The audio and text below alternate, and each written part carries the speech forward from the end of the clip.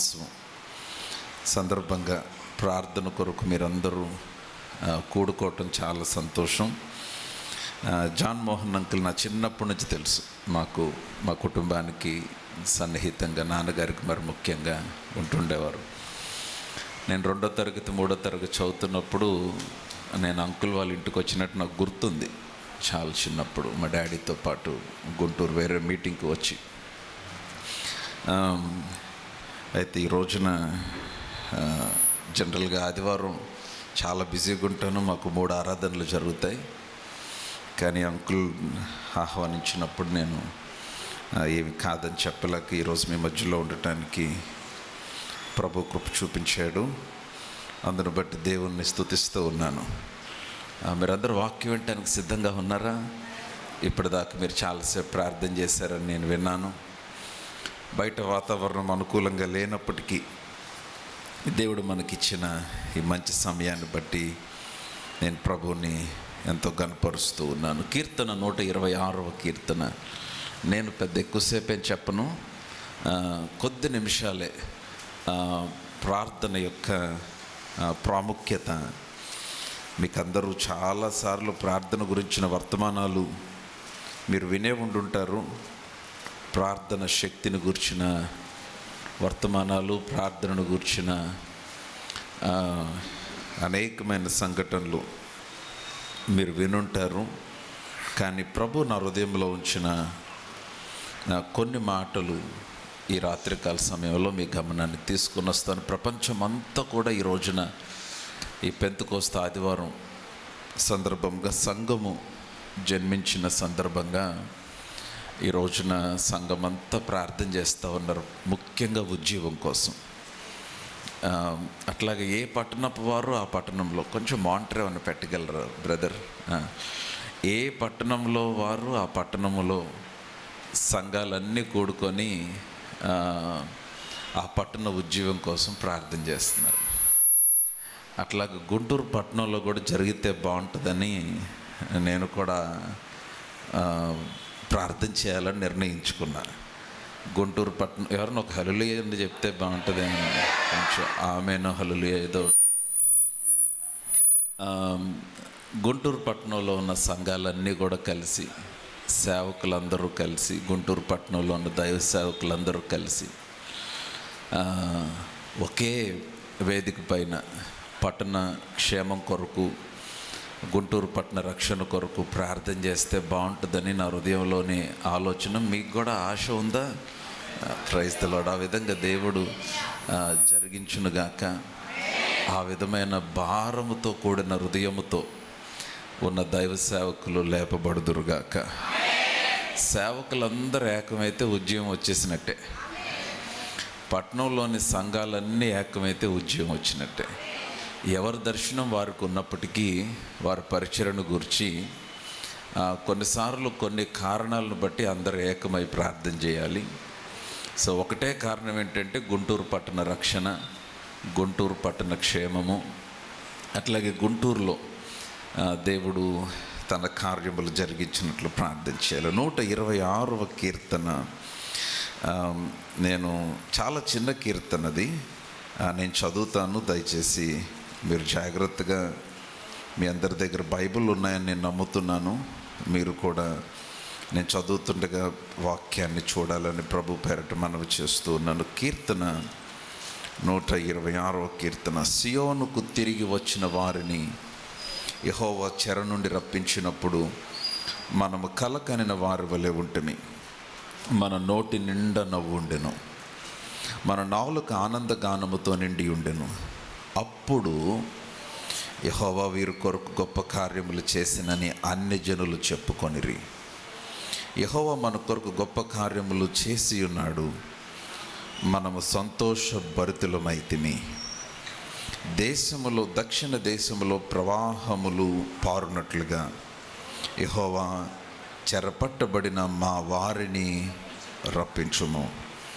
కన్నీళ్లు విడిచి విత్తువారు సంతోషగానముతో పంట కోసెదరు. పిడికెడు విత్తనములు చేత పట్టుకొని ఏడ్చుచూ పోవు విత్తువాడు సంతోషగానము చేయిచు పనులు మోసుకొని వచ్చును. పరిశుద్ధుడైన తండ్రి, ఈ రాత్రి మా హృదయాలను మరొకసారి మీ వాక్యము చేత సంధించమని అడుగుచూ ఉన్నాను. మమ్మలను బలపరచండి, ప్రార్థన ఆత్మతో మమ్మల్ని నింపమని, ఇక్కడ ప్రతి ఒక్కరిని మీ ఆధీనం చేసుకోనమని యేసు నామమున ప్రార్థించి అడిగి పొంది ఉన్నాము తండ్రి. ఈ కీర్తన యాత్ర కీర్తనని రాయబడింది. దేవుడు తన ప్రజలను ఏ విధముగా చెరలో నుండి విడిపించాడో దాని గూర్చి ప్రస్తావనతో ఆరంభమైంది కీర్తన.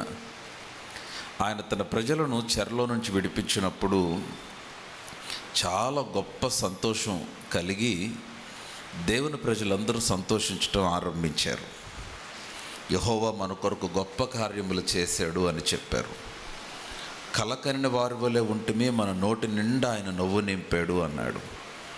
వాటిని గురించి మాట్లాడుతూ 4వ వచనానికి వచ్చేసరికి, దక్షిణ దేశములో ప్రవాహములు పారునట్లుగా యెహోవా చెరపట్టబడిన మా వారిని రప్పించుము. ఇది యాత్ర కీర్తనే కానీ ఒక ప్రార్థనతో కూడిన కీర్తన, ఏ ప్రేయర్ సాంగ్. 4వ వచనంలో మీరు గమనిస్తే, యెహోవా చెరపట్టబడిన మా వారిని రప్పించుము అన్న మాట మీకు కనపడింది. అన్నమాట ఆ ఒక్క మాట అందరం కలిసి చదువుదామా? 4వ వచనంలో 2వ లైన్లో ఉన్నమాట, యెహోవా చెరపట్టబడిన, చదవాలి, మా వారిని మరల అందరూ కలిసి చదువు, నా కోసం ఆగొద్దు, చదవండి. యెహోవా చెరపట్టబడిన మా వారిని రక్షణ. ఇంగ్లీష్ బైబిల్లో చాలా బ్యూటిఫుల్గా ఉంది. ఇంగ్లీష్ బైబిల్ ఏమనుందంటే, డూ ఇట్ అగైన్ లార్డ్, ప్రవ్వా మరలా నీ కార్యము చెయ్యి అని రాయబడి ఉంది. మరలా మమ్మను దర్శించు అని ఒక ట్రాన్స్లేషన్, డూ ఇట్ అగైన్, మరలా చెయ్యి నాయనా అని. సో ఈ ప్రపంచ ప్రార్థన దినోత్సవం సందర్భంగా సంఘమంతా, సార్వత్రిక సంఘమంతా కూడా, ప్రపంచ దేశాల్లో ఉన్న సంఘమంతా కూడా ప్రార్థించే ఒకటే ప్రార్థన ఏంటంటే, ప్రవ్వా మరల మమ్మలను దర్శించు. అదొకటే ప్రార్థన. 2-3 వేల సంవత్సరాల క్రితం దాదాపు మేడగదిలో పరిశుద్ధాత్మ దేవుడు దిగివచ్చి మన పితరులైన ప్రవక్తలను లేక శిష్యులను ఏ విధముగా తన ఆత్మ ద్వారా సంధించి ఒక గొప్ప ఉజ్జీవం రావటానికి కారణమైందో, ఆ విధమైన మరల దేవుని ఆత్మ కృమ్మరింపు నేటి దినాల్లో మనకి కావాలి. ఆ విధముగా దేవుని శక్తి చేత దేవుని ప్రజలు నింపబడి గొప్ప కార్యములు సంఘము ద్వారా చూడాలి. ఆమేన్. సో అందుకనే ఈ ప్రార్థన చాలా ప్రాముఖ్యం. ప్రవ్వా చెరపట్టబడిన మా వారిని రప్పించుము. సో చెరపట్టబడిన మా వారిని అన్న దగ్గర గుంటూరు అని పెట్టి చదువుదాం. మా వారిని అన్న దగ్గర, ఓకే, రెడీగా ఉన్నారా? యెహోవా చెరపట్టబడిన మా గుంటూరును రప్పించుము. చెరపట్టబడటం అంటే ఏంటి? చాలా వివిధ రకములైన బంధకాల చేత సాతాను అనేకులను, వారి హృదయాలను, వారి మనస్సులను, వారి జీవితాలను బంధించి ఉన్నాడు. దేవుడు తన కార్యమును చేయాలంటే ప్రార్థించే ఒక వ్యక్తి ద్వారానే దేవుడు చేయగలడు. ప్రార్థించే వ్యక్తులు ఆయనకి కనపడితే వారి పక్షముగా దేవుడు చాలా చాలా చాలా చాలా ఉన్నతమైన శక్తిని కనపరుస్తాడు. సో చాలాసార్లు మనం ఏం చేస్తామంటే, ప్రార్థన యొక్క శక్తి తెలిసి, ప్రార్థన చేస్తే దేవుడు ఎంత గొప్ప కార్యాలు చేయగలడో తెలిసి, ప్రార్థన చేస్తే ఎంత గొప్ప శక్తి మన ద్వారా కనపరచబడుతుందో అన్నీ తెలిసి ప్రార్థన చెయ్యం. అందువల్లనే దేవుని కార్యాలు మనం చూడట్లేదు. చేయవలసినంత ప్రార్థన దేవుని సన్నిధిలో ఆయనకు సంపూర్ణంగా అప్పగించుకొని ప్రార్థన చేస్తే, ఎంత దీన స్థితిలో ఉన్న వ్యక్తి ప్రార్థన చేసినా అప్పగించుకొని ప్రార్థించే వ్యక్తి ద్వారా దేవుడు తన శక్తిని కనపరుస్తాడు. సో ఈ రాత్రి మీ అందరికీ ఒక దేవుని సేవకునిగా ఒక సవాలు ఏంటనంటే, ఆ విధమైన ప్రార్థన జీవితము కొరకు మీరు అప్పగించుకోవాలి. ఆ విధముగా మీరు ప్రార్థన చేయటం కనుక ఆరంభించగలిగితే దేవుడు మీ ద్వారా, మన ద్వారా ఈ పట్టణాన్ని నిశ్చయముగా దర్శిస్తాడని నేను నమ్ముతూ ఉన్నాను. హల్లెలూయా. సో నేను ఈ మాటలతో కొంచెం లోపలికి వెళ్ళి కొన్ని విషయాలు మీ గమనానికి తీసుకొని వస్తాను. యేసుక్రీస్తు వారు మనలను రక్షించిన తర్వాత ఆయనందు విశ్వాసం ఉంచిన తన బిడ్డలలో క్రీస్తులోని కొన్ని లక్షణాలు ఆయన మనలో కూడా ఉంచాడు. క్రీస్తులో ఉన్న శక్తిని మనలో ఉంచాడు. నేను కొన్ని మీకు జ్ఞాపకం చేస్తాను. మొదటిది అపోస్తల కార్యములు 10వ అధ్యాయము 38వ వచనం. అపోస్తల కార్యములు 10వ అధ్యాయము 38వ వచనం. ఇక్కడ ఫ్రంట్ కూర్చున్న వారు ఎవరైనా నాకు చదివి సహాయపడగలిగితే త్వరగా ముందుకెళ్ళచ్చు. అదేదనగా దేవుడు నజరేయుడైన యేసును పరిశుద్ధాత్మతోనూ శక్తితోనూ అభిషేకించిననున్నదియే. చదవండి. దేవుడు ఆయనకు తోడైయుండెను గనుక ఆయన మేలు చేయుచు అపవాది చేత పీడింపబడిన వారందరినీ స్వస్థపరచుచు సంచరించుచుండెను. చాలు.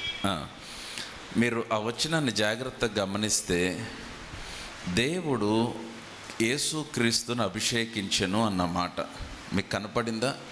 మీరందరు నాతోనే ఉన్నారా? ఇక్కడే ఉన్నారా? ఇక్కడే ఉంటే హల్లెలూయా చెప్పండి. ఇప్పుడు ఇక్కడ లేనోళ్ళు హల్లెలూయా చెప్పండి. పోన్లేండి, అందరూ ఇక్కడే ఉన్నారు. సో మీరు జాగ్రత్తగా నా మాటలు ఆలకించండి. నేను టకామని ముగించేస్తా. సో అందుకని మిస్ అవ్వదు ఒక్క మాట కూడా. ఇప్పుడు మనం చదివిన మాటలో మనకు అర్థమైన విషయం ఏంటంటే Jesus was anointed by the Holy Spirit. యేసు పరిశుద్ధాత్మ చేత అభిషేకించబడ్డాడు. అభిషేకించబడి ఏం చేశాడు? అనేకులను స్వస్థపరుస్తూ ఆయన దయ్యముల చేత పీడించబడుచున్న వారిని కూడా విడిపిస్తూ స్వస్థపరుస్తూ మేలు చేస్తూ ఉన్నాడని వాక్యంలో రాయబడింది. అంటే ఆయన చేసిన కార్యాల్లోనికి తర్వాత వెళ్దాం, కానీ నా పాయింట్ ఏంటంటే యేసుక్రీస్తు పైన దేవుని అభిషేకం ఉంది. అభిషేకము దేని కొరకంటే బంధించబడిన వారికి విడుదలనివ్వటానికి. అభిషేకము దేని కొరకంటే అనేకులను బాగు చేయటానికి. అయితే యోహాను పత్రిక మొదటి పత్రిక రండి. యోహాను పత్రిక మొదటి పత్రిక. మైక్ అవసరం లేదు, చదివి వినపడుతుంది కాబట్టి ఆ మైక్ ఆపేద్దాం బ్రదర్. యోహాను పత్రిక. నా మైక్ సడన్గా ఇక్కడ ఆగిపోయినట్టుంది, ఇందాక సడన్గా మారింది. యోహాను పత్రిక మొదటి పత్రిక. నా మైక్ ఏదో మార్చినట్టున్నారండి, ఏమన్నా ఏం తిప్పారా? ఇందాక చాలా బాగా వచ్చింది, సడన్గా మారింది. ఒకసారి చూడరా. యోహాను పత్రిక మొదటి పత్రిక 2వ అధ్యాయము, రైట్, 2వ అధ్యాయము 27వ వచనం చదువుదాం. యోహాను మొదటి పత్రిక 2వ అధ్యాయం 27వ వచనము. అయితే ఆయన వలన మీరు పొందిన అభిషేకము, చాలా అక్కడ దాకా. ఆయన వలన మీరు పొందిన అభిషేకము మీలో నిలుచు. మరల బాగా గమనించండి. ఆయన వలన మీరు పొందిన అభిషేకము ఎవరిలో ఉంది? మీలో. ఇందాక అపోస్తల కార్యములు 10:38లో మనం ఏం చదివామంటే ఆయన అభిషేకించబడ్డాడు. ఇప్పుడు ఆయన ఎందుకు విశ్వాసం ఉంచిన విశ్వాసుల గురించి మాట్లాడుతున్నాడు. ఆయన ద్వారా అభిషేకము మనలో కూడా ఆయన ఉంచాడు. కొంచెం ఒక హల్లెలూయా చెప్పండి. సో మొదటి మాట, పాయింట్ నెంబర్ 1, మొదటిది క్రీస్తు అభిషేకము నీలో కూడా ఉంచాడు. రక్షించబడిన ప్రతి విశ్వాసిలో, ఆయన యందు విశ్వాసం ఉంచిన ప్రతి స్త్రీ పురుషునిలో ఆయనలో ఉన్న అభిషేకము మనలో కూడా ఉంచాడు. నమ్మిన వారు ఆమేన్ చెప్పండి. ఎందుకు ఉంచాడు అభిషేకం అంటే? మేలు చేయటానికి. ఎందుకు ఉంచాడు అభిషేకం అంటే? అనేకులను బాగు చేయటానికి. ఎందుకు ఉంచాడు అభిషేకం అంటే? ఆయన ఉద్దేశమును నెరవేర్చటానికి. సో మొదటిది, నీలో ఏముందంటే క్రీస్తులో ఉన్న అభిషేకము నీలో కూడా ఉంది. నా మాట అర్థమైతే ఆమేన్ చెప్పండి. రెండవ మాటకు వచ్చేద్దాం. రెండవ మాట పేతురు 2వ పత్రిక 1వ అధ్యాయం 1వ వచనం. పేతురు 2వ పత్రిక 1వ అధ్యాయం 1వ వచనం. యేసుక్రీస్తు దాసుడను బ్రదర్ మన దేవుని యొక్కయు రక్షకుడైన యేసుక్రీస్తు యొక్కయు నీతిని బట్టి మా వలనే అమూల్యమైన విశ్వాసము పొందిన వారికి శుభము అని చెప్పి రాయినది. చాలు. పేతురు ఏమంటున్నాడంటే, సంఘానికి అడ్రస్ చేస్తూ వారికి శుభాలు చెప్తూ ఏమన్నాడంటే, మా వలే విశ్వాసము పొందిన మీ అందరికీ శుభమని చెప్పి రాయుచున్నాను అన్నాడు.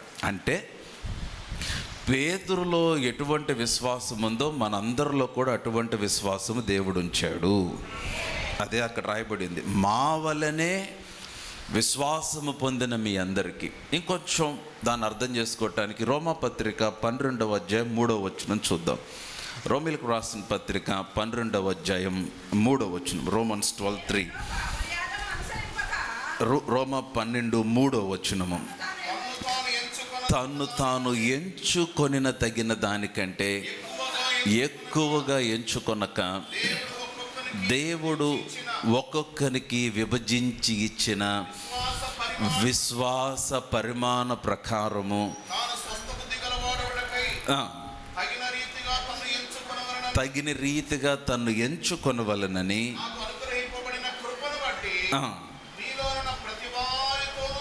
చెప్పుచున్నాను. బాగా గమనించాలి. 3వ వచనంలో మాట ఏంటంటే, ప్రతి వారికి ఆయన ఒక పరిమాణము విశ్వాసం అనుగ్రహించాడు.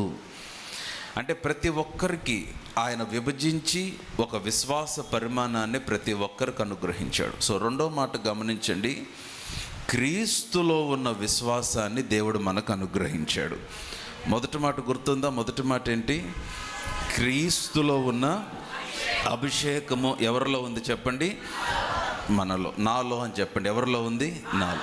రెండవది, క్రీస్తులోని విశ్వాసము ఎవరిలో ఉంది చెప్పండి? ఇప్పుడు ఆయన యందు విశ్వాసం ఉంచి రక్షించబడిన ప్రతి ఒక్కరికి ఒక పరిమాణ విశ్వాసము ఆయన విభజించి అనుగ్రహించాడు. ఆ పరిమాణమే పేతురుకు వచ్చింది. ఇప్పుడు పేతురు అంటాడు, బాబు నాకులాగే మీరు కూడా విశ్వాసం పొందారు కనుక మీ అందరికీ శుభం అని రాస్తున్నాను అన్నాడు. అంటే ఆయన మనందరికీ తన విశ్వాసమును అనుగ్రహించాడు. నా మాట అర్థమైతే ఆమెను చెప్పండి. 3వ మాటకు వచ్చేస్తాను. 3వ మాట యోహాను మొదటి పత్రిక 5వ అధ్యాయము 11వ వచనము. యోహాను మొదటి పత్రిక 5వ అధ్యాయము 11వ వచనము.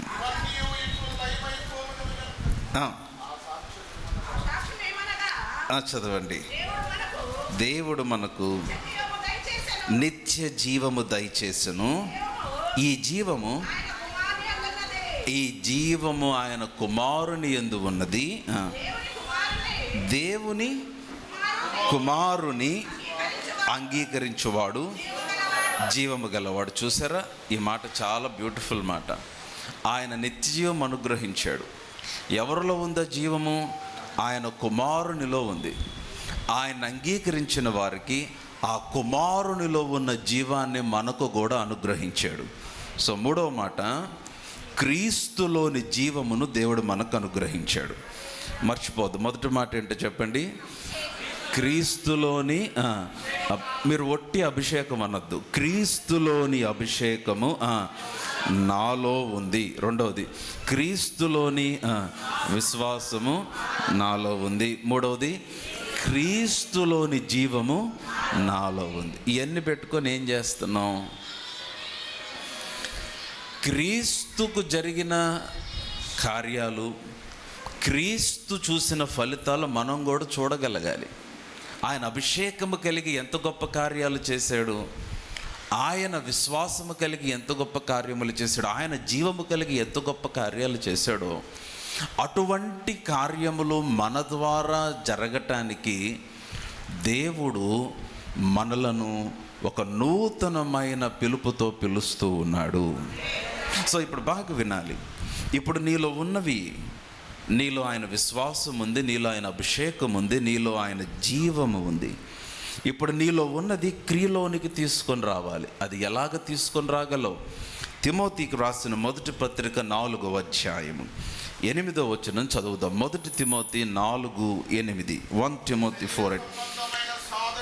శరీర సంబంధమైన సాధకము కొంచెము మటుకే ప్రయోజనకరమగును కానీ దైవ భక్తి ఇప్పటి జీవము విషయములోను రాబోవు జీవము విషయములోను వాగ్దానముతో కూడినదైనందున అది అన్ని విషయములలో ప్రయోజనకరమగును. తర్వాత మాట, ఈ వాక్యము నమ్మదగినది యోగ్యమనే అన్న. ఒక్కసారి 7వ వచనం చదువుదాం. 7వ వచనం, విసర్జించి దేవభక్తి విషయంలో నీకు నీవే సాధకం. అందరము సాధకము అన్న మాట చెప్దాం. సాధకము అన్న మాటకి ఇంగ్లీష్ బైబిల్లో ఎక్సర్సైజ్ అన్న మాట. అంటే సాధకం అన్న మాటకి మరి ఒక పర్యాయ పదం ఏంటంటే వ్యాయామము, ఎక్సర్సైజ్. సో పౌలు తిమోతికి రాస్తూ అంటున్నాడు, తిమోతి దైవభక్తి విషయంలో నిన్ను నీవు సాధకము చేసుకో, అభ్యాసము చేసుకో. ఒక వ్యాయామం అంటే అర్థం ఏంటి? శరీర సంబంధమైన సాధకము కొంత మటుకే ప్రయోజనకరము, కానీ దైవభక్తి సంబంధమైన సాధకము ఇప్పటికీ రాబో జీవమునకు కూడా అది ప్రయోజనకరం. బాగా వినాలి. ఇప్పుడు జనరల్ ఎక్సర్సైజ్ అంటే ఏం చేస్తారు మనుషులు? పొద్దున్నే లేచి వాకింగ్కి వెళ్ళే వాళ్ళు ఉంటారు, పొద్దున్నే లేచి జిమ్ములకి వెళ్ళే వాళ్ళు ఉంటారు. జిమ్కి వెళ్ళి ఏం చేస్తారు? బరువులు లేపుతారు, ఆ ట్రెడ్మిల్ మీద పరిగెడతారు, ఇంకా రకరకాల ఎక్సర్సైజులు చేస్తారు. ఎందుకు ఎక్సర్సైజ్ చేస్తాడంటే మనిషి తన యొక్క శక్తి పెంచుకోవటానికి, తన ఎండ్యూరెన్స్ లేకపోతే తన ఎబిలిటీ, తన సామర్థ్యము మెరుగుపరుచుకోవటానికి. ఇప్పుడు మీరు చూడండి, ఒక అరగంట నడిచి అలసిపోయే వాళ్ళు రోజు జిమ్కి వెళ్తే స్లోగా వాళ్ళు అరగంటకు అలసిపోరు, గంట నడవగలుగుతారు. ఏం జరిగిందంటే వారి సామర్థ్యం పెంచబడింది. సో ఈ ఎక్సర్సైజ్ ఏం చేస్తుందంటే మనిషి యొక్క శరీరానికి, మనిషి యొక్క కదలికలకి, మూమెంట్స్కి చాలా ఉపయోగపడింది. ఒక శాస్త్రవేత్త రీసెర్చ్ చేసి చెప్పిన విషయం ఏంటంటే ప్రతిరోజు ఒక వ్యక్తి అరగంట ఎక్సర్సైజ్ చేస్తే 3 గంటల ఆయుష్ పెరిగిద్దంట. అంటే అతను చెప్పిన విషయం అంటే ఎక్సర్సైజ్ ఎంత ప్రాముఖ్యమని. ఎక్సర్సైజ్ చేస్తూ ప్రాణాలు పోయిన వాళ్ళు ఉన్నారు. మన ఆయుష్, మన యొక్క ప్రాణము దేవుని కృపచేత భద్రపరచబడాలి. కానీ నేనేమంటానంటే శరీర సంబంధమైన వ్యాయామం, ఎక్సర్సైజ్ ఎట్లాగా నీలో ఉన్న శక్తి, నీలో ఉన్న బలమును ఎట్లాగా అది బయటికి తీసుకొని వచ్చి నిన్ను బలపరిచి నిన్ను ఫిట్గా, ఆరోగ్యంగా చేస్తుందో, దైవ సంబంధమైన సాధకము కూడా నిన్ను బలపరుస్తుంది. అది పౌలు అంటున్నాడు. సో కాబట్టి దేవభక్తి విషయంలో నిన్ను నీవే సాధకం. మరలా చెప్దాం, దేవభక్తి విషయంలో నిన్ను నీవే. ఏంటి సాధకం? శరీర సంబంధమైన సాధకం అంటే రన్నింగ్ అనో, జాగింగ్ అనో, వాకింగ్ అనో, ఎక్సర్సైజ్లనో, ఇంకోటి తెలుసు. మరి ఆత్మ సంబంధమైన సాధకం ఏంటి? ఆత్మ సంబంధమైన సాధకం ఏంటంటే నీ ప్రార్థన జీవితమే. నీవు ప్రార్థన చేసే కొలది నీ ఆత్మ సాధకము చేయబడుతుంది. నీ ప్రార్థన అనుభవము నీ ఆధ్యాత్మిక సాధకమై ఉన్నది. కొన్ని రోజులు చాలామంది ఎక్సర్సైజ్ చేయక ఏం చేస్తారంటే బరువు పెరిగిపోయి అనారోగ్యాలు పాలవుతారు. తెలియకుండా ఒకదాని తర్వాత కాంప్లికేషన్ వచ్చేస్తూ ఉంటుంది. ఈ రోజున చాలామంది విశ్వాసులు అట్లాగా అయిపోయారు. స్పిరిచువల్ ఎక్సర్సైజ్ అంటే వారు ఆధ్యాత్మిక సాధకము చేయాల. బాగా వినాలి. మీరు ప్రార్థనతో మిమ్మల్ని మీరు సాధకము చేసుకున్నప్పుడు ఏమవుతుందంటే నీలో దేవుడు ఆల్రెడీ పెట్టినవన్నీ క్రియలోనికి రావటం ఆరంభిస్తాయి. హల్లెలూయా.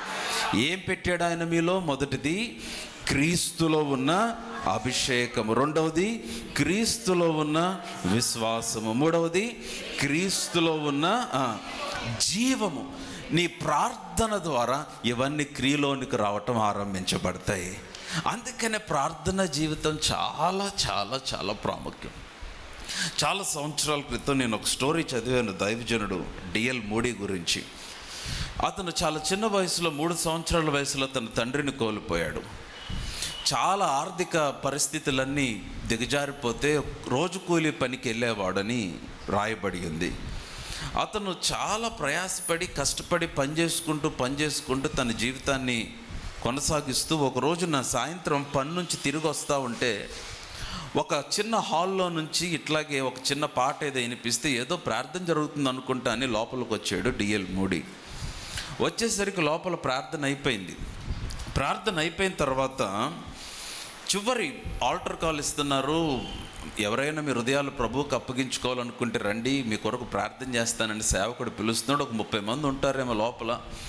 చివరి పాట పాడుతుంటే అదేమి ఆయన అంత గమనించలేదు, కానీ సేవకుడు మాట్లాడుతున్న ఒక మాట తన చెవిలో పడింది. ఏంటి ఆ మాట అంటే, ఈ రాత్రి మీ జీవితాన్ని ప్రభువుకి అప్పగించుకుంటే ఆయన మిమ్మలను శక్తివంతంగా వాడుకుంటాడు అన్న ఒక్క మాట తన చెవిలో పడి ఆకర్షించబడి ముందుకొచ్చి ఆ రాత్రి ప్రార్థన చేసుకుని తన జీవితాన్ని దేవునికి అప్పగించుకున్నాడు. అయిపోయింది, పాస్టర్ గారు ప్రార్థన చేశారు. రాత్రి ప్రార్థన అయిపోయిన తర్వాత ఇంటికి వెళ్ళిపోయాడు. ఇంటికి వెళ్ళిపోయిన తర్వాత మధ్యరాత్రి 2-3 మెలకు వచ్చింది. మెలకు వచ్చిన తర్వాత ఇదే మాట తన హృదయాన్ని బాగా కదిలిస్తూ ఉంది. అప్పగించుకుంటే వాడుకుంటాడు, అప్పగించుకుంటే వాడుకుంటాడు, అప్పగించుకుంటే నీ ద్వారా తన శక్తిని కనుపరుస్తాడని. వెంటనే లేచి మోకరించి ఇలా ప్రార్థన చేయటం ఆరంభించాడు. ప్రభువా, నాకు అదేంటో తెలియదు, ఇందాకే నేను విన్నాను, సేవకుడు చెప్పాడు నా జీవితం అప్పగించుకుంటే నువ్వు వాడుకుంటావని.